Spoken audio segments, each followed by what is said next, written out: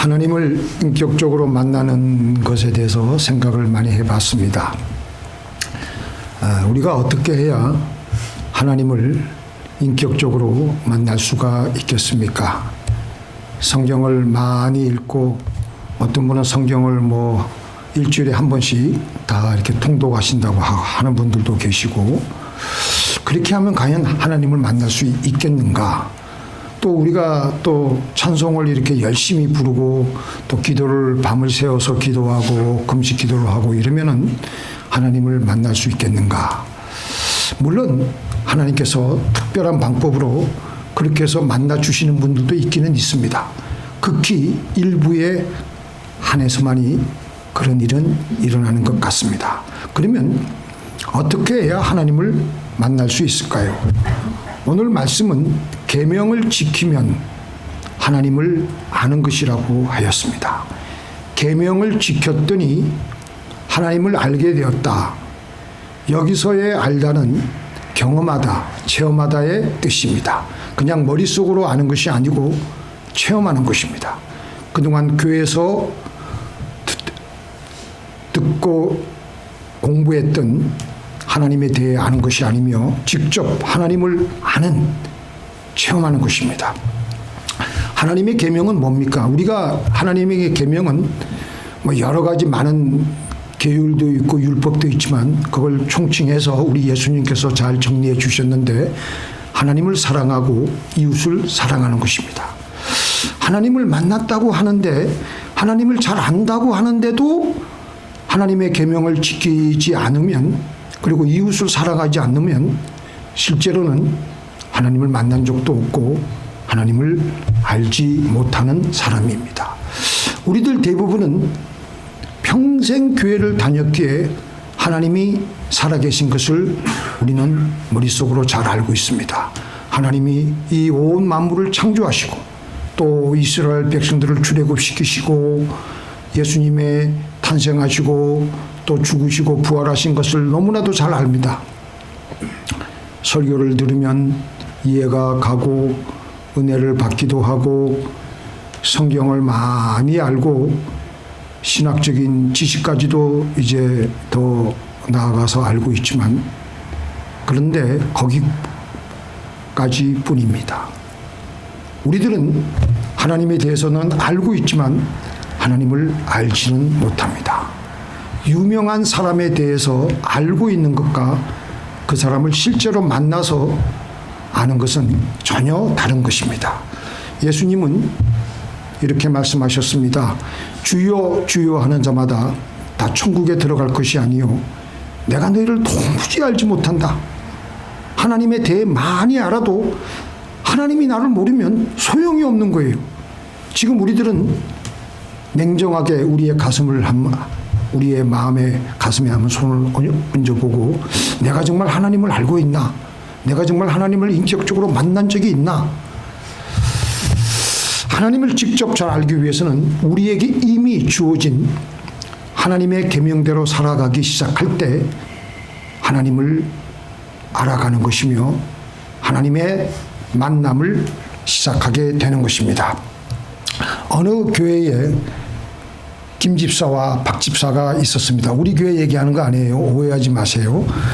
어느 날 하루 교회 일로 심하게 이 두 분이 다툰 이유로 김 집사가 들어오면 박 집사가 나가고 박 집사가 들어오면 또 김 집사가 나가고 서로 아주 껄끄러운 사이가 되었습니다.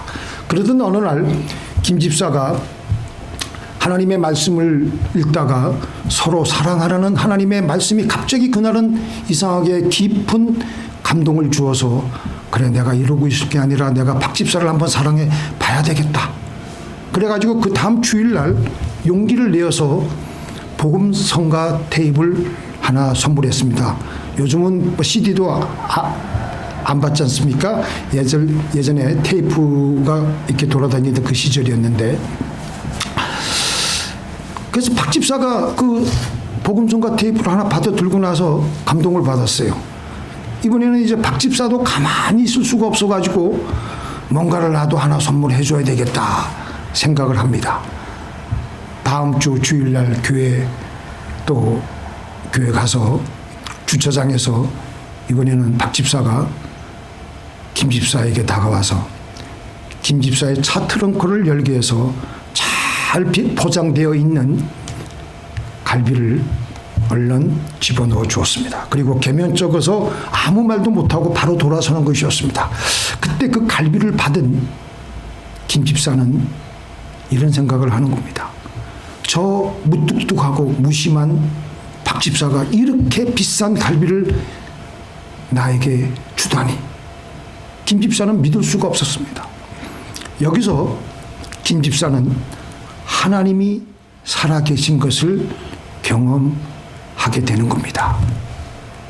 사도 요한이 오늘 이 말씀을 기록할 당시에는요, 하나님을 가장 잘 안다고 생각을 하고 주장을 하고 있었던 이단 그룹들이 있었습니다. 바로 그게 영지주의자들인데요. 이들은 초대교회 때부터 시작해서 2, 3세기경까지 초대교회에 굉장히 나쁜 악영향을 끼쳤습니다. 이들의 주장은 세상은 저급하고 무가치한 물질 세계와 그리고 영원하고 완전한 영의 세계로 이분되어 있는데 우리 인생은 그 영혼이 육체에 갇힌 불완전한 존재이기 때문에 영혼이 육체로부터 해방되어 영적 세계로 들어가 구원을 얻기 위해서는 영적인 지식을 반드시 가져야 된다고 주장했습니다. 아주 그럴싸하게 들리는데요. 근데 이 영지주의자들의 이 사상과 이론을 따르면 오늘날에도 이런 영지주의자들이 많습니다. 현대판 영지주의자들. 머릿속으로 아는 지식, 영적 지식만 중요하지 실제로 살아가는 육신적인 삶은 중요하지 않게 여깁니다.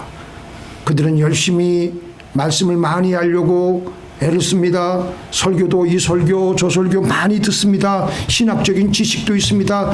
그런데 이런 영적 지식만 있으면 된다고 생각하고 많은 것만 깨달으면 된다고 생각해서 삶에서는 전혀 몸으로 행동하지 않습니다. 이렇게 영지주의자들이 하나님의 말씀을 비틀어서 초대교회 성도들의 그 신앙생활을 이상하게 이끌고 가려 하기에 하나님께서는 이 초대교회 성도들의 이 신앙생활을 올바로 잡아줘야 되겠다고 해서 사도 요한을 통해서 오늘 이 본문을 바로 말씀하신 것입니다. 국회 부의장 출신이셨던 황성수 목사님이 예전에 한국에 있을 때 그 얘기를 제가 들은 기억이 납니다. 부산에서 대구로 가는 기차에서 화장품 밀수 장사를 하고 있는 한 아주머니를 잘 알고 있었습니다. 그날도 열차 칸에 올라타니까 그 아주머니가 지나가기에 황 목사님이 반갑게 인사 말씀을 하는데 아주머니 어디 가세요? 그러니까 예, 지는 지금 대구에 있는 어떤 기도원에 기도하러 안 갑니까? 아이고 그러세요. 무슨 일로 가십니까? 마음이 답답하고 컬컬해서 기도원에 가서 하나님께 실컷 회개하고 마음이 시원해지려고 안 갑니까? 아 그러면 그렇게 이제 기도하고 다녀오신 다음부터는 이제 화장품 밀수 장사 안 하겠네요. 그러니까 그 아주머니가 아이고 예 아닙니다. 또 그 화장품 밀수 장사를 또 해야지 예. 그래야 우리도 계속 먹고 살아가지 않겠습니까? 그리고 이렇게 또 기도원에 종종 와가지고 하나님께 실컷 기도하고 마음이 시원해지면 안 됩니까? 이게 바로 현대판 영지주의의 사상을 가진 사람이라고 할 수가 있는 겁니다. 이분은 하나님을 만나러 간다고 하지만 사실 이분은 하나님을 만나러 가는 것이 아닙니다. 자기 스트레스 풀려고 가는 것입니다. 하나님을 인격적으로 만난다는 것은 무엇입니까? 어떤 분들은 꿈이나 환상으로 하나님을 만났다고 말하기도 하지만 그러면 어떻게 해야 하나님을 인격적으로 만났다고 우리는 말할 수가 있겠습니까? 이럴 때 우리는 말씀으로 들어가야 됩니다. 하나님의 말씀은 하나님의 생각이고 하나님의 사상이고 하나님의 인격입니다. 그러니까 하나님과 인격적으로 만난다는 것은 하나님의 말씀과의 만남입니다. 근데 이게 쉬운 일이 아니죠. 그죠? 우리의 생각과 우리의 인격과 하나님의 생각과 하나님의 인격은 너무나도 틀리기 때문입니다. 그렇죠? 이해가 안 되고 납득이 안 돼. 하지만 정말 우리가 하나님을 나의 주인으로 믿기로 했다면 그 말씀대로 살아보려고 애를 쓰게 됩니다. 그 길은 물론 좁은 길이고 십자가의 길이지만 그래도 그렇게 하나님 말씀대로 살면서 살아내려고 애를 쓰다 보면은 과연 하나님의 말씀이 맞구만 하는 순간을 맞이하게 됩니다.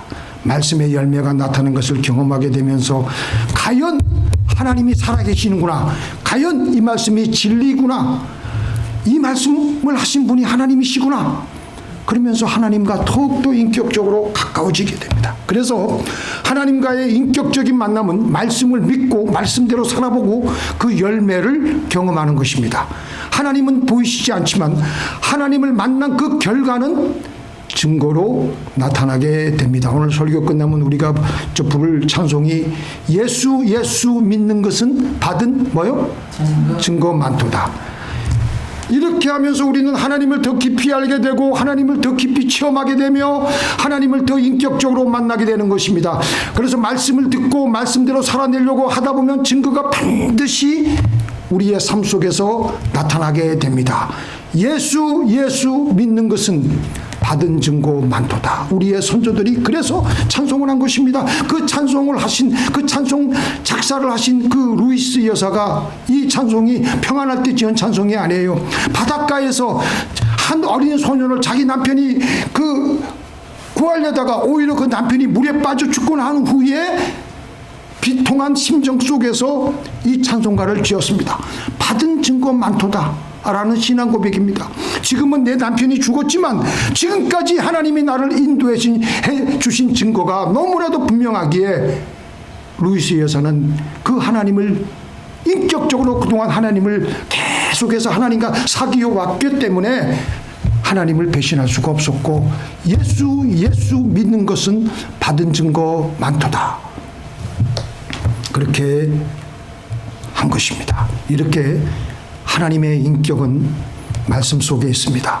말씀을 읽고 깨닫고 말씀대로 살아가면서 환경 속에서 나타나는 그 증거를 체험할 때 바로 그것이 하나님과의 만남인 줄 믿습니다.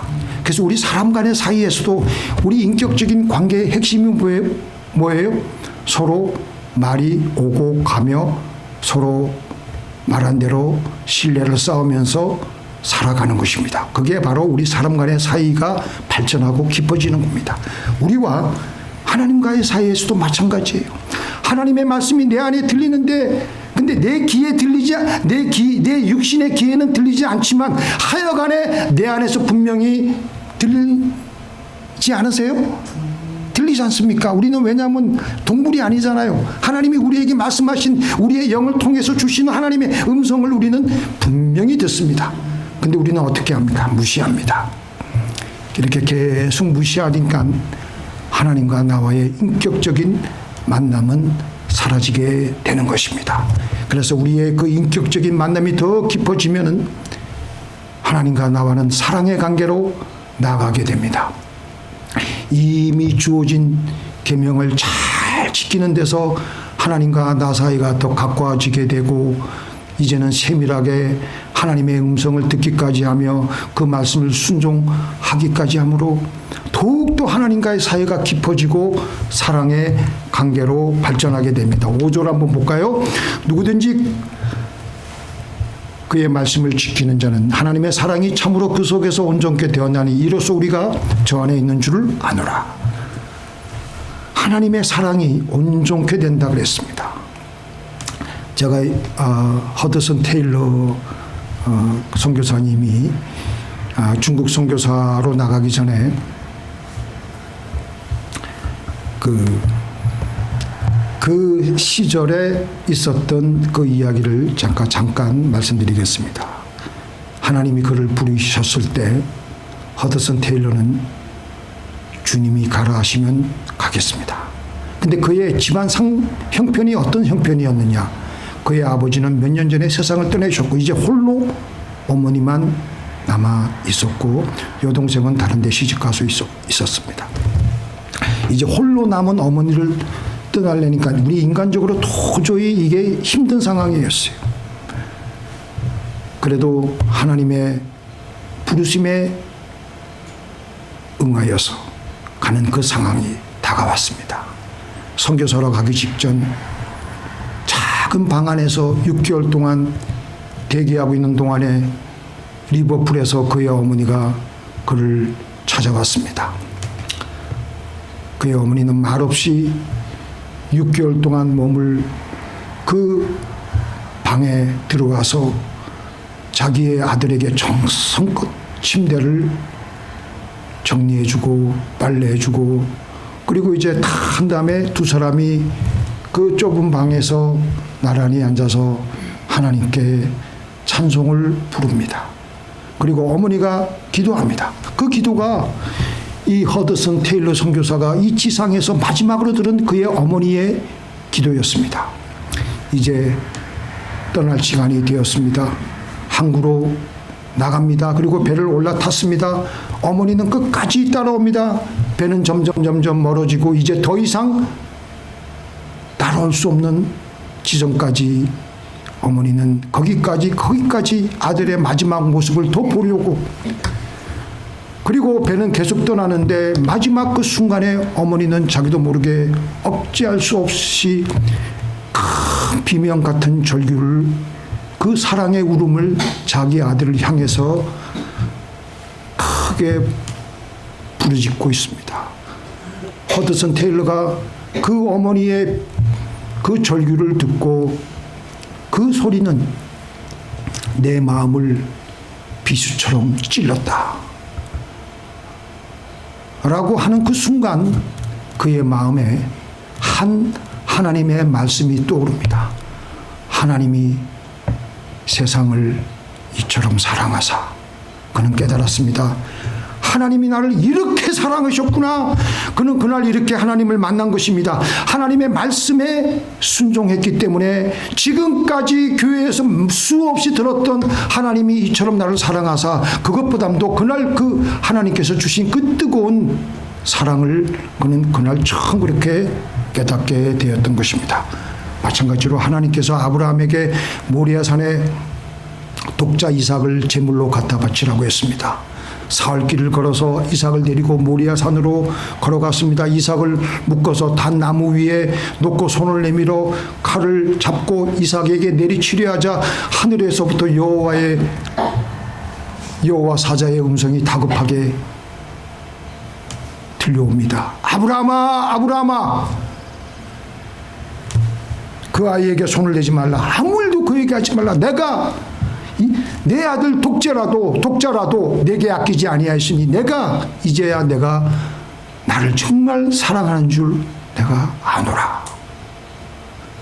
아브라함이 하나님의 말씀에 순종했을 때 아브라함이 만났던 하나님, 그때 아브라함이 느꼈을 만한 하나님의 그 음성은 어떤 음성이었겠습니까? 하나님이 세상을 이처럼 사랑하사 독생자를 주셨으니, 그 하나님의 사랑을 체험했을 것입니다. 이렇게 우리가 하나님의 말씀대로 살아갈 때 우리는 하나님의 음성을 생생하게 들을 수가 있습니다. 누구든지 하나님의 말씀을 지키는 자는 하나님의 사랑이 참으로 그 속에서 온전케 되었나니 이로써 우리가 저 안에 있는 줄을 우리가 아노라. 우리들은 먼저 이해하고 나서 순종하려고 합니다. 그게 우리 인간의 생리예요. 우리의 본능이에요. 그러나 하나님의 방식은 우리와 거꾸로입니다. 먼저 순종하고 그 다음에 깨닫는 것입니다. 자, 한번 같이 읽어볼까요? 시작. 사람이 하나님의 뜻을 행하려 하면 이 교훈이 하나님께로부터 왔는지 알리라. 여기서도 행하려고 하는 행동, 행하려고 하는 순종이 먼저입니다. 그리고 나서 알게 된다는 것입니다. 깨닫게 된다는 것입니다. 우리가 이미 처음 와서 하는 일이 뭐였죠? DMB 가가지고 그 운전면허를 따기 위해서 운전을 배우지 않습니까? 아무리 운전에 대해서 공부를 많이 하고 텔레비를 많이 보고 영상을 많이 보고 여러 가지 공부를 해도 실제로 운전을 직접 해봐야 돼요. 브레이크 감각, 핸들 감각 잘 몰라요. 아무리 설명을 들어도 직접 운전해 봐야 합니다. 우리의 신앙생활도 똑같아요. 말씀을 듣고 그런데 잘 이해는 안 되지만 일단 해보는 겁니다. 그 다음에 우리는 깨닫게 되며 하나님을 체험하게 되는 것입니다. 제가 읽어드릴게요. 그러므로 형제들아 내가 하나님의 모든 자비하심으로 너희를 권하노니 너희 몸을 하나님이 기뻐하시는 거룩한 산 제사로 드리라. 이는 너희의 드릴 영적 예배니라. 너희는 이 세대를 본받지 말고 오직 마음을 새롭게 함으로 변화를 받아 하나님의 선하시고 기뻐하시고 온전하신 뜻이 무엇인지 분별하도록 하라. 자, 여기서도 우리가 거룩한 산 제사로 순종을 하는 것이 첫 번째입니다. 그리고 나서 둘째로 하나님의 선하시고 기뻐하시고 온전하신 뜻을 알게 된다는 것입니다. 왜 우리가 하나님을 인격적으로 못 만납니까? 말씀대로 해보지 않기 때문에. 듣기만 하고 분석만 하고 인간적으로 어떻게 하면 이익이 될까 계산만 하고 하지 않으니까 아무런 깨달음이 없고 하나님을 믿는다고 말은 하는데 남들이 보기에는 예수 믿는 신자이긴 한데 아무런 능력도 없고. 우리 기도 왜 하십니까? 우리 말씀을 오늘 왜 읽습니까? 우리 오늘 예배를 왜 드립니까? 하나님의 말씀대로 잘 순종하기 위해서, 그렇게 해서 하나님을 전인격적으로 만나기 위해서 그토록 기도를 하고 말씀을 읽고 말씀 암송을 하고 연구하고 묵상하는 겁니다. 대개 우리는 어떻게 합니까? 기도하기 위해서 기도하고 말씀을 읽기 위해서 말씀을 읽고 말씀을 암송하기 위해서 말씀 암송을 합니다. 정작 우리가 왜 그렇게 해야 되는지 목적은 잊어버린 채 과정의 수렁에 빠져서 그 자체에서 만족만을 얻으려고 하고 있습니다. 그래서 야고보 사도는 아주 냉혹하게 그런 우리들에게 귀신들도 그런 정도의 믿음은 가지고 있다고 했습니다. 귀신들도 믿고 떤다고 했습니다. 귀신들도 하나님에 대해서 잘 알고 있다고 했고 감정적으로 하나님을 대하면은 떤다고 했습니다. 그런데 하나님을 믿는다고 하는 우리들이 교회 와서 성경을 읽으면서 감동을 받고 은혜를 받고 때로는 눈물도 흘리지만 정작 삶에서는 행동하지 않습니다. 그래서 야고보 사도가 귀신들도 그 정도의 믿음은 다 가지고 있다고 한 것입니다. 하나님과의 인격적인 만남은 감정적인 느낌에서 이루어지는 것이 아니라 말씀대로의 순종에서 이루어집니다. 하나님과의 관계도 마찬가지입니다. 하나님은 너희가 나를 사랑하면 내 계명을 지키리라. 사랑은 감정이 아니라 순종으로 나타나야 될 줄로 믿습니다. 자, 그래서 하나님과의 인격적인 만남은 어떤 특별한 처음에서 시작되는 것이 아닙니다. 어느 한 말씀을 붙잡고 살아보려고 할 때 거기서부터 하나님과 나와의 만남은 시작될 줄로 믿습니다. 그래서 오늘 마음속으로 들리는 말씀 중 단 한 가지라도 실제로 살아보는 겁니다. 한 가지만 붙들고 살아보는 겁니다. 그때 하나님과의 인격적인 만남이 우리들의 삶에서 시작될 것입니다. 그 한 걸음이 우리들의 신앙을 지식에서 경험으로, 경험에서 동행으로, 동행에서 하나님의 사랑으로 깊어질 것입니다.